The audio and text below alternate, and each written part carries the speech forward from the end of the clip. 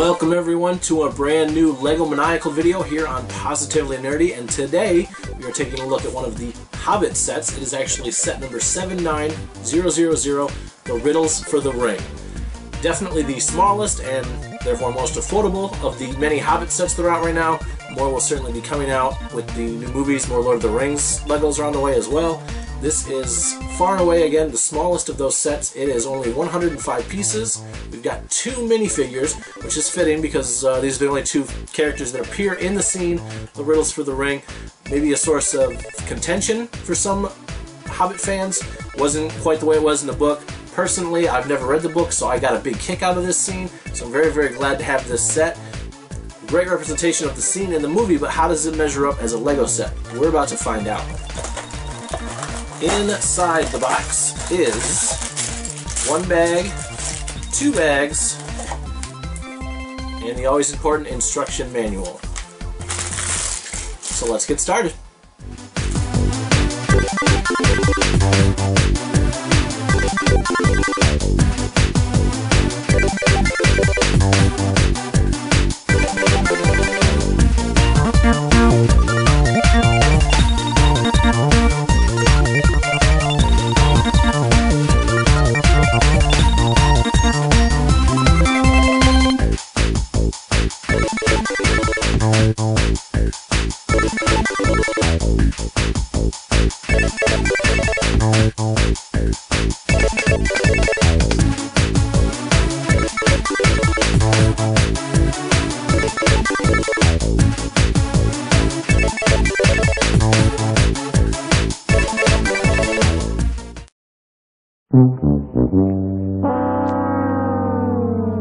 So here it is, guys, fully assembled, minus the minifigs, but we'll get to those in just a second. I have to say, first impressions is I like this a lot better than I thought it would before I started putting it together. It's a fun, compact little diorama, I guess, a set piece for your minifigs. The slanty pieces, each going a different direction, give it a raw, jagged feeling, just like the scene in the movie, which I really appreciate. And there's a little more fun to it than I would have thought. So let's take a look at the Riddles of set 79000. And speaking of minifigs, and before we get to the ones in this set, there's a fun checklist at the back of the instruction manual for this set, telling you every character and where they appear and what set they appear in. Since the dwarves and all the major characters are spread across various different sets, it's kind of nice to have this fun little checklist to help you sort it all out. First up is Bilbo Baggins.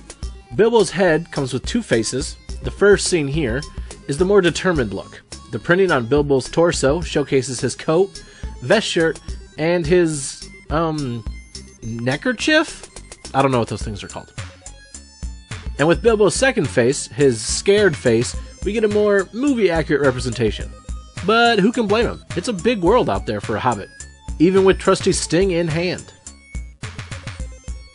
Just a small amount of detail on the back, all on Bilbo's coat. I'll do my best to resist an impression of our next minifig, Gollum. Making only his second appearance in Lego form, Gollum, with the exception of his arms, is all one molded piece. This version features more narrow eyes than the previous version, resulting in a more sinister look. From the back, you can see he does have 1 Lego peg on his back, and you can see how his arms clip onto his molded body piece. Gollum has the ability to hold objects in his hands, but given his molded form, all he ever really does is hit himself in the head. But most importantly, he's able to hold the precious. That is, until someone else gets a hold of it. Next, let's take a look at Gollum's boat, or canoe, or raft thing. The crude pieces used are a great representation of the cruel means by which Gollum lives his life. The boat comes with a few clips to allow for the attachment of the bone pieces, perhaps the leftovers of a previous meal enjoyed by our friend Gollum. Gollum can sit right in the raft, well, as long as the bones don't get in the way. The front of the rock formation rests on 2 separate hinges, perhaps to create an asymmetrical look, or just for the fun of being able to hide the area where the ring is hidden. The ring is hidden until turning a small knob on the side of the rock formation. A simple twist is all it takes to reveal the ring. But don't get in Gollum's way.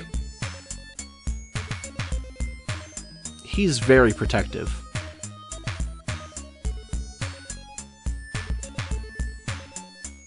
But the power of the ring is not to be underestimated. Now even Bilbo wants it.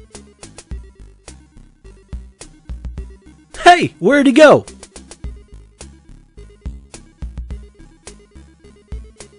Please, feel free to ignore that Hobbit in the background. As I stated at the beginning of the video, there's more to this set than I had assumed. We get 2 minifigs, and we get the 1 ring.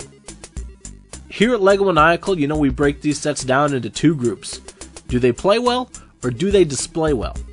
Before taking a closer look at the set, I would have guessed neither, since no toy can really capture the fun of this scene. But I think it will look great on my shelf all the same, and as you could see a moment ago, I had fun playing with it as well. Long-term playability might be lacking, however. Thanks for watching, and we'll see everyone again on the next LEGOmaniacal.